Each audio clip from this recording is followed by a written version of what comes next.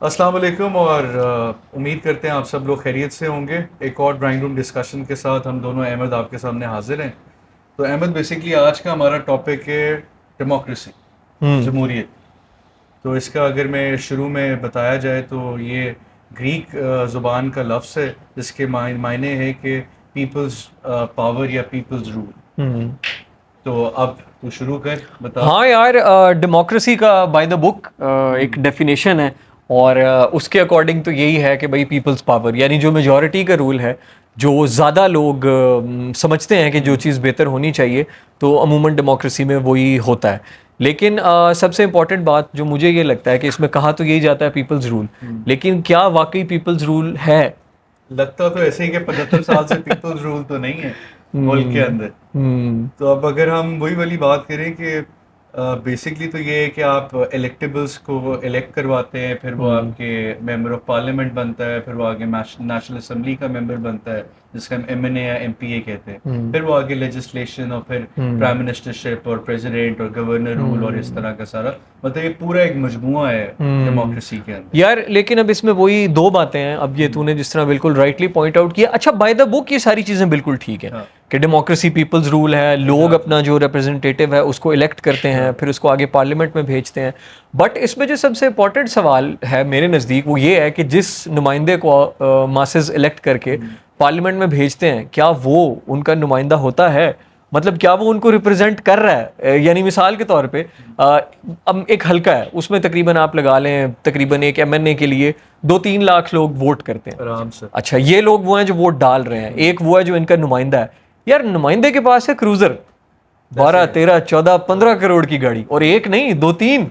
पूरा और निज़ाम, पूरा पूरा पीछे निज़ाम। पीएज और ये हम्म। वो सारा पूरा निज़ाम है और इनका। जो वोट डालने वाला है वो मतलब साइकिल या बाइक पे घूम रहा है। ऐसे ही। तो क्या साइकिल वाले का नुमाइंदा एक क्रूजर प्राडो वाला हो सकता है? अच्छा, दूसरी बात फिर ये कि जब ये पार्लियामेंट में जाते हैं और मतलब कोई बिल पास होता है, ये लेजिस्लेशन करते हैं या कानून बनाते हैं, तो वो किसके फायदे के लिए होता है? एग्जैक्ट, ये मेन पॉइंट है। अब मैं ये हरगिज हाँ। नहीं कह रहा कि अवाम के फायदे के लिए नहीं होता, बट ज्यादा फायदा किसको होता है? यार एक रीसेंट इंटरव्यू था ना जिसके अंदर एक गवर्नर साहब थे, उनका नाम ही लेते।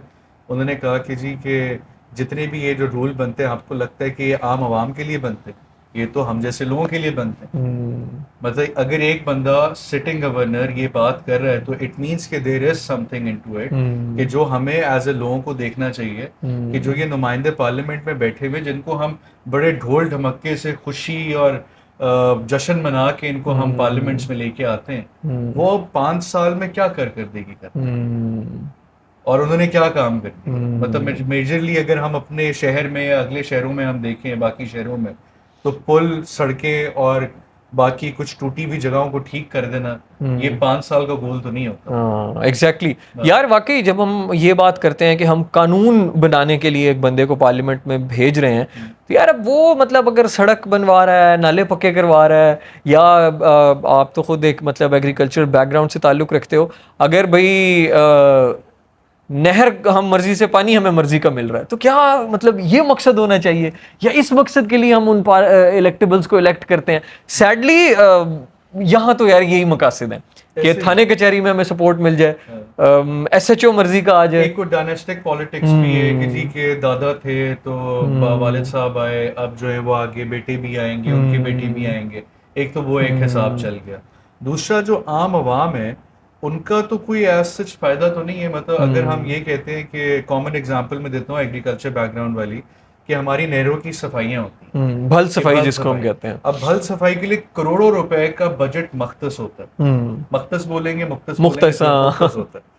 तो अब उसका ये है कि इतने सालों से जो वो बजट जो आपका अलॉटेड है, हम्म। वो तो हमने आज तक कभी इलाके में देखा नहीं कि बिल्कुल भल नहीं सफाई हो रही है। देखा भल सफाई भल तो सफाई तो कभी भी नहीं होगी। ऐसे ही तो है। इतनी करप्शंस चीजें, मेगा हम्म। स्कैंडल्स नजर आते हैं, फिर भी हम्म। हम उन्हीं इलेक्टेबल्स को बार बार बार बार लेके आते हैं। हम्म। तो इसका मतलब तो मुझे तो यही लगता है कि हमें एक मेन्यू कार्ड दे दिया गया है कि यार हाँ। इसमें से आप ना पिक एंड चूज कर लें। नया हाँ। बंदा जो है ना वो आपके पास नहीं आ हाँ। सकता। ट्रू यार, ये बहुत अच्छी मतलब तूने एक बात की मेन्यू कार्ड वाली, मतलब वही बात है ना भाई, डेमोक्रेसी है, पीपल्स रूल है, लेकिन अब इस सब में जो एक बहुत बड़ा सवालिया निशान है वो पूरा एक इलेक्शन का प्रोसेस है ऐसे ही है। कि ये इलेक्शन भी, इससे पिछला इलेक्शन भी मतलब क्या आप कह सकते हो कि जो इलेक्शन है वो वाकई उसमें अवाम वोट डालते हैं और जहां अवाम वोट डालें वही गवर्नमेंट बनती है? ये एक सवालिया निशान है, बड़ा मतलब इस पे कुछ सर्टेनिटी से नहीं कहा जा सकता कि किस तरह होता है। फिर ये भाई जिस तरह आजकल हम देख रहे हैं कि वो नुमाइंदे हैं, वो पहले एक पार्टी में हैं,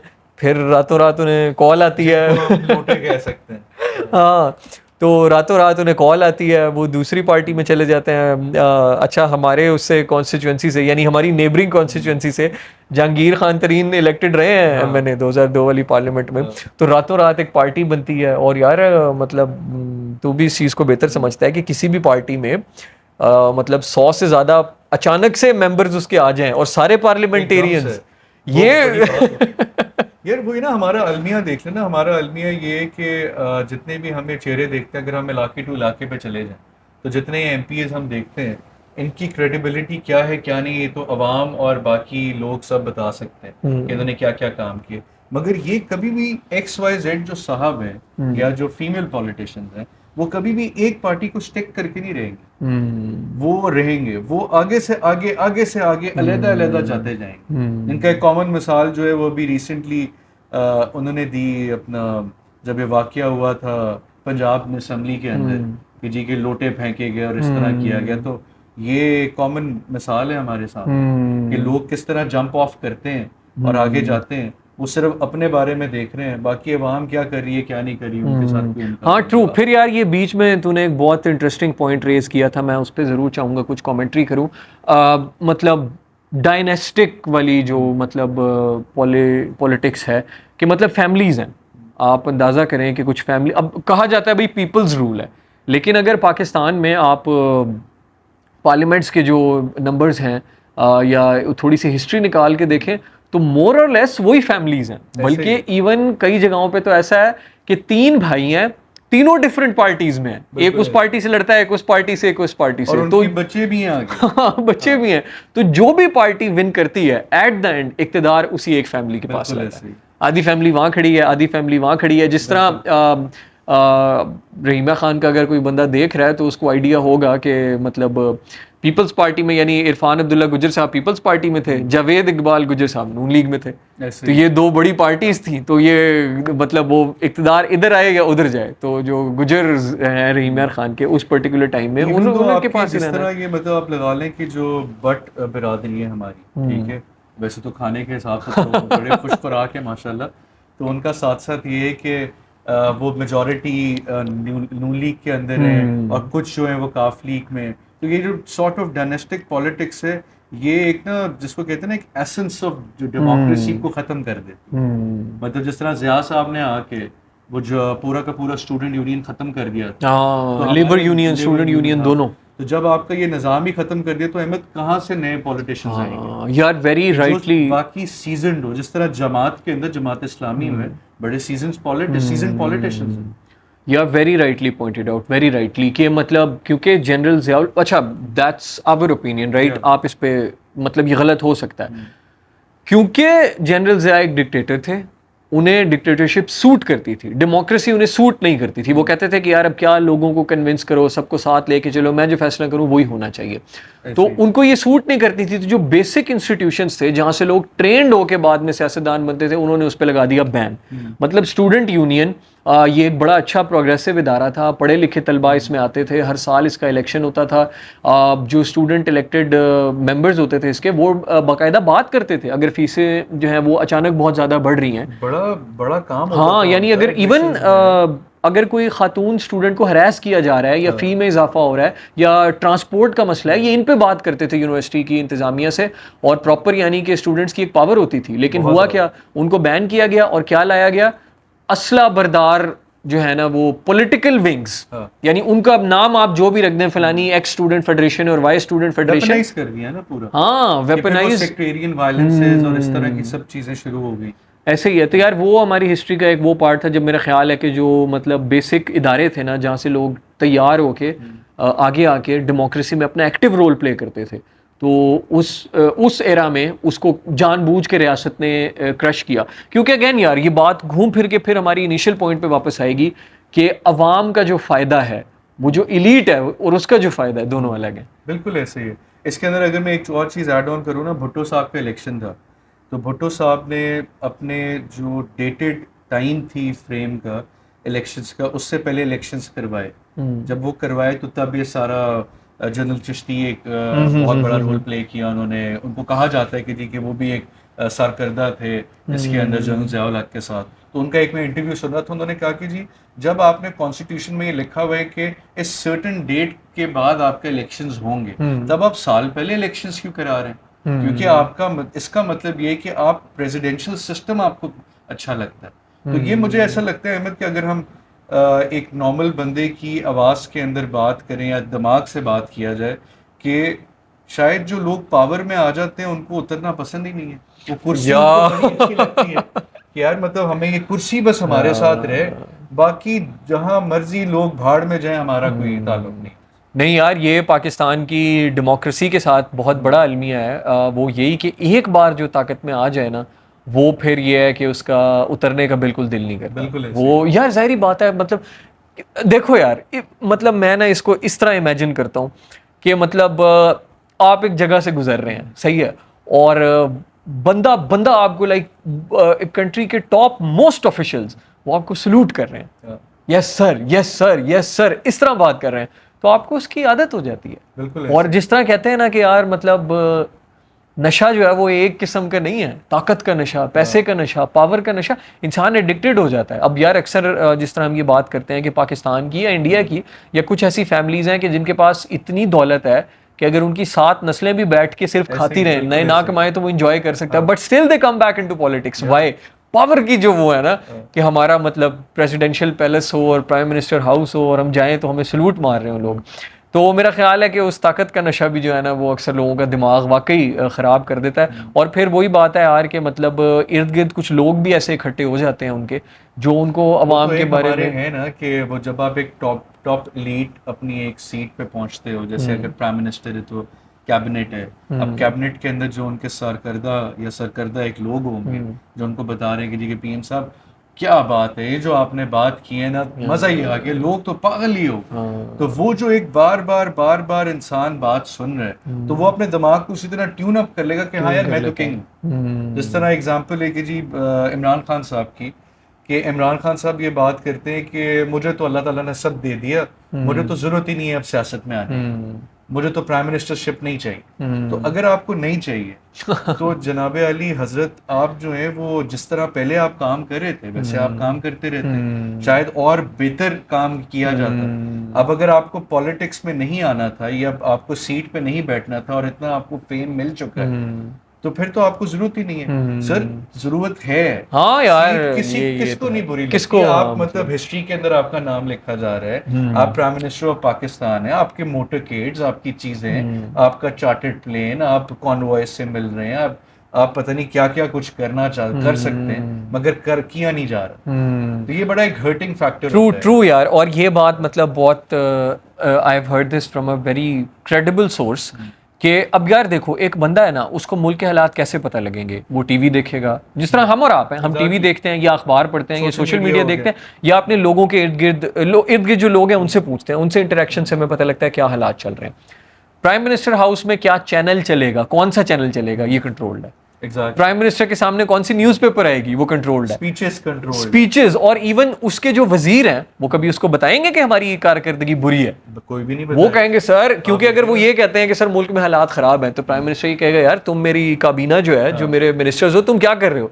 तो वो फिर ये बता भी नहीं सकते कि सर हालात खराब हैं। तो वो सारे कहते हैं कि यार बस सर बेहतरीन ओके की रिपोर्ट है, सारा कुछ बड़ा सर फिट है। आपका पोल बहुत ऊपर है, आप नेक्स्ट वजीर आजम पाकिस्तान बन चुके हैं। हाँ, इसी तरह ही है। तो मगर यार इसके अंदर ज्यादती वो भी है ना अहमद, सॉरी तेरी बात काट रहा हूँ, कि जो आम आवाम है, जो आपकी आवाम जो रूरल एरियाज में बैठी है, जो आपकी चंद आवाम जो अर्बन एरियाज में है, जो डे टू डे रनिंग के लिए अपना सर्वाइवल अपना तलाश कर रही है, उनका तो कोई कसूर नहीं। हाँ ट्रू। मतलब आपकी एलीट सुपर एलीट हो रही है, जो आपकी मिडिल क्लास है वो तो वैसे डिटेरियोरेशन पीरियड में आ गई है। जो आपका बाकी गरीब तबका है वो तो अब चोरी चकारी आपकी बढ़ गई, जो मेन स्ट्रीम मीडिया नहीं बताता। आपके अक्सर औकात जो है वो चैनल्स नहीं बताते, नहीं ढक बताते जाते। वाकई। आपके केसेस इतने चोरियों या के लोग बड़े, थाने में नहीं डकैतियों जाते, के, रिपोर्ट नहीं एग्जैक्टली। करते, तो कैसे तो आएगा यार सरफेस पे? हम क्या करें? क्या, हाँ, पुलिस के वो मामलात देख के वो कहते हैं हम किसको रिपोर्ट करें, वो एग्जैक्टली अक्सर। तो पुलिस वाले से एक दफ़ा मेरी बात हो रही है, एक नॉर्मल मतलब इंस्पेक्टर लेवल पे, वो उनका नाम मुझे नहीं पता, थोड़ा सा भूल गया है मुझे, या मैं बताना नहीं चाह रहा माजरत के साथ। तो अब उसमें ये है कि उन्होंने, उनसे मैंने पूछा कि जी आपकी पुलिस क्यों नहीं कंट्रोल कर रही? कहते सर हमारे पास वो इतनी पुलिस फोर्स ही नहीं है जितनी आवाम है। तो कहते हैं हम ये किस तरह कंट्रोल कर पाए? तो ये भी बड़े फैक्टर्स हैं। और अगेन यार वो बात डेमोक्रेसी की हो रही है ना। अब डेमोक्रेसी का एक इंस्टीट्यूशन कह लें, इम्प्लीमेंटेशन के लिए लॉ एंड ऑर्डर का पुलिस है, ऐसे ही बट क्या वो पुलिस अवाम के फ़ायदे में काम करती है, बिल्कुल या नहीं। मतलब वो कुछ मखसूस लोग हैं उनके फ़ायदे में काम करती है? तो वही यार कि मतलब हम वो बेशक पार्लियामेंट हो, वो आपकी जुडिशरी हो, वो पुलिस हो, या इवन मीडिया हो, हम उसमें जो है ना मतलब हमें ये बात नज़र आती है कि जो भी इंस्टीट्यूशंस हैं ideally by the book by the definition उन्हें अवाम के लिए काम करना चाहिए, बिल्कुल लेकिन ऐसे ही। वही क्या वो अवाम के लिए काम कर रहे हैं? ये एक बड़ा सर सवालिया हमारी निशान है। आवाम, माजरत के साथ, हम और आप सारे, हम भी नहीं अपने मुल्क के लिए काम करें। मतलब जब हमें पता चलता है कि हम ये काम कर सकते हैं तो हम कम्युनिटी बिल्डिंग में नहीं आते। जमहूरियत तो हमारी तरफ से है ना। अगर हम वोट ही ना दे 22 करोड़ 24 करोड़ अवाम, तो ये सारे इलेक्टेबल्स कहाँ से खड़े हो? नहीं खड़े हो सकते। फिर हम बार बार वो ट्रायल एंड टेस्टेड कर करके हमने अपने आप को एडिक्टेड बना दिया इन लोगों से। ये आते हैं जी, क्या बात है, बड़ी ग्लैविश गाड़ी में उतरे, 4-5 स्पीच दी, ट्रांसफार्मर लगा दिए, कुछ छोटे मोटे काम कर दिए, एक जगह में किसी को एडजस्ट करवा दिया, और अवाम खुश है जी, हमारा जी वजीर साहब ने, ये एमपीए साहब ने, एमएनए साहब ने, इवन दो नायब नाजिम नाजिम, या ये जो आपके वाइस चेयरमैन चेयरमैन काउंसलर्स होते हैं, ये जी काम कर देते हैं। काम नहीं करते। सर ऐसी कौन सी सियासत है कि जिसके अंदर आप 15-20 करोड़ रुपए या 10-15 करोड़ रुपए आप सीट पे खर्च करें, और आप इलेक्शन लड़ के आए, और उसके बाद जो है आप जब सीट पे आ जाएंगे तो आपने अगले 5 साल में 15-20 करोड़ तो रिकवर करेंगे ना। एटलीस्ट जो आपकी कॉस्ट है इनिशियल वो तो वो तो आपने करेंगे। और वो बड़ा शरीफ आदमी होगा जो ये कहेगा नहीं यार बस कॉस्ट ही रिकवर और करनी है, सर कमाना आज कुछ के नहीं है। दौर में कौन बंदा 15-20 करोड़ रुपए, इवन तो 20-15 लाख रुपए खर्च करके सीट पे आए, वो किसी का काम तो नहीं करेगा। वो अपने तो जरूर कोई ना कोई काम करके जाएगा, अपने इलाके में सड़क बना देगा, अपने काम करा जाएगा। तो ये एक झोल फैक्टर है पूरे ना डेमोक्रेटिक निज़ाम में। हाँ यार, कहीं पता ना है उसमें कहीं ना कहीं मतलब ये बात है एक कि अवाम भी जो है ना वो ऑप्टिक्स से बड़ी जल्दी इम्प्रेस हो जाती है। ऐसे ही।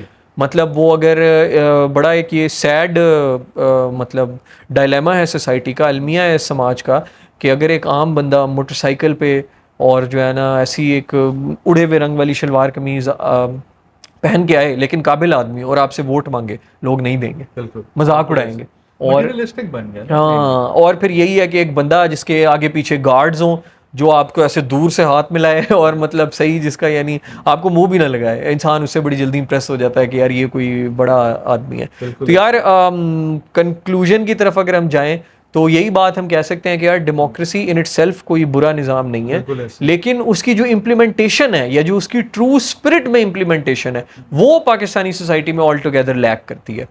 और जो मतलब लोग हैं जिन्होंने इस सिस्टम को रिफॉर्म करना है, इसको ठीक करना है, वो इसको ठीक करना चाहते ही नहीं, ऐसे क्योंकि ही उनके हक में ये है कि भाई हम इलेक्ट होके आते रहें इसी टेढ़े मेढ़े फ्लॉड निज़ाम के चक्कर में, हम मतलब बार बार बार बार आए, इलेक्ट बार होके बार आते आए। रहें और हमारी बारी लगी रहे। ऐसे तो ही है। क्या कह सकता हूँ यार, कंक्लूजन में मेरा रिमार्क तो यही है कि यार मतलब थोड़ा वोट रिस्पॉन्सिबली करें, और आपका अगर कोई आपके यानी निचले तबके से अगर कोई बंदा है और वो काबिल है तो उसको जो है ज़रा सपोर्ट करें, कोशिश करें कि उसके मतलब ताकत बने, या एटलीस्ट आपके जो नुमाइंदे हैं उनके आगे पीछे जो है ना चौधरी साहब, मलिक साहब, खान साहब, क्या बात है, हाँ। इसके बजाय थोड़ा एटलीस्ट आप उनको उनको बोले भाई आप तुम्हारा 5 साल का प्लान क्या है? तुम मुझे प्लान बताओ, या आप जनाब अली, मलिक साहब, खान साहब, राय साहब, जो भी मोहतरम है, आप जी हमें बताएं कि आपका 5 साल का प्लान क्या है। आप अपने इलाके को कैसे बेहतर करवाएंगे? आप यहाँ स्मॉल इंडस्ट्रीज कैसे लगाएंगे? आप यहाँ की जो यूथ है, जो हमारे मुल्क में बहुत यूथ है, खास तौर पे ये जो सराइकी बेल्ट आती है, इसके अंदर बहुत यूथ है जो बेचारे जाते हैं दूसरे शहरों में जाके काम करते हैं, उनको आप जो है वो मॉडर्नाइज्ड इक्विपमेंट दें, उनको बताएं, उनको टेक्नोलॉजी से इस्तेफादा हासिल करवाएं। ये थोड़ी कि वो बेचारा टिकटॉक बना बना के अपनी गुजर बसर तो नहीं करेगा। ट्रू। तो वो अपनी जब चीज़ों को बेहतर करेंगे, जब 5 साल में वो इम्प्लीमेंट करता है, और उसमें से अगर अहमद अगर वो 30% भी इम्प्लीमेंट कर देना, तो इट मीन्स कि वो अगली दफा का हकदार है कि यार वो बंदा आए, वो अब 60% तो करके सही। जाए, तो आपको मुआशरा और चीजें बहुत बेहतर होंगे। तो आप लोगों को सबको चाहिए, और हमें भी चाहिए सबको मिलके, कि जो भी इलेक्टेबल आ रहे हैं उससे बड़ा बिला झिझक आप बात करें कि जनाब खाना खिलाएं, प्यार करें, बात करें, और उनसे पूछें कि जी आपका 5 साल का क्या प्लान है, या आपने अगले जो है 10 साल में, अगर आप आते हैं बार बार जनाब अली, आप बताएं कि आप क्या प्लान करते हैं, हमें इस चीज को कैसे बेहतर करेंगे। और अगर उसके बाद प्लान नहीं है, तो वो पीके फिल्म का एक डायलॉग है, रॉन्ग नंबर, ये रॉन्ग नंबर, ठीक है, आप फर्क करवाएं उस बंदे को, आप कोई और अपने लोगों को देखें, क्रेडिबल सोर्स देखें, बंदे की बारे में पूछें, देखें, सलाहियतें देखें, वो काम करेंगे। और बड़े अवाम है हमारे पास, क्या क्या फलाई काम करते हैं। हाँ यार ट्रू। तो वही बात है यार कि भाई वोट रिस्पॉन्सिबली करो, थोड़ा देख के करो, और मतलब किसी से बिला वजह मतलब इम्प्रेस ना हो। पब्लिक का नुमाइंदा है आपके पास। अच्छा, इलेक्शन वाले दिन और इलेक्शन से पहले तो वो कहते हैं हम आपके खादिम, हम आपके खादिम। सही सही, हमारा जो ये वाला होता है, सही हाँ, सही, महीने बाद आप उनके डेरे में घुस के दिखाएं जरा। मुझे सही है ही नहीं, सही इस्लामाबाद मीटिंग हाँ, में सही गए लाहौर, सही इस्लामाबाद, सही असेंबली का सही सेशन। बाहर गए में जी, ये वो, तो यार नेक जो मेरिट पे लोग हैं, शरीफ लोग हैं, उनको काबिल देखें, लोग हैं, उनकी कदर करें। उनकी कदर करें। और आज का वैसे भी दौर वो वाला दौर तो नहीं अब रहेगा कि आप एक दो अखबार पढ़ते थे, अब आपको हर चीज मिल जाती है, कि आपको पता चल जाता है कि यार एक कौन बंदा है जो ये फॉल्सिफाइड इंफॉर्मेशन दे रहा है, कौन बंदा है जो वाकई क्रेडिबल इंफॉर्मेशन फैक्चुअल बेसिस पे दे रहा है। उन बंदों को लेके आए, काम करें, और अल्लाह ताला बेहतर करेगा। वो कहते हैं ना कि आप एक कदम उठाएं और पीछे जो है रब आपके साथ खड़ा है। तो जब हम इतने सारे लोग एक एक कदम उठाएंगे, तो निज़ाम जो है वो ऑब्वियसली चेंज होगा ही होगा। ये नहीं कि 2 मिनट में चेंज हो जाए, सालों साल लग जाएंगे, मगर बेहतरीन निज़ाम बन जाए। ट्रू। चलो यार, फिर इसी पॉजिटिव नोट पे positive एंड note करते पे, हैं कि, और इस दुआ के साथ कि बिलाखिर जो डेमोक्रेसी की ट्रू सेंस है, यानी जो मजदूर तबका है या निचला तबका, जो देखो असल जो ज़्यादा मेजॉरिटी में है वो ये यही मजदूर लोग ही है ना।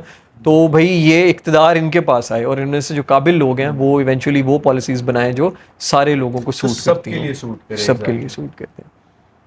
अच्छा जी, अपना ख्याल रखिएगा, थैंक यू सो मच। और ये हमारे ओपिनियंस हैं, अगर आपको अपने ओपिनियंस देने हैं तो ज़रूर हमारा चैनल सब्सक्राइब करें, लाइक करें, बेल आइकन पे क्लिक करें, और हमारे अपनी राय से हमें ज़रूर आगाह कीजिएगा। अल्लाह ने के बाद, अल्लाह हाफ़िज़। हाफिज़।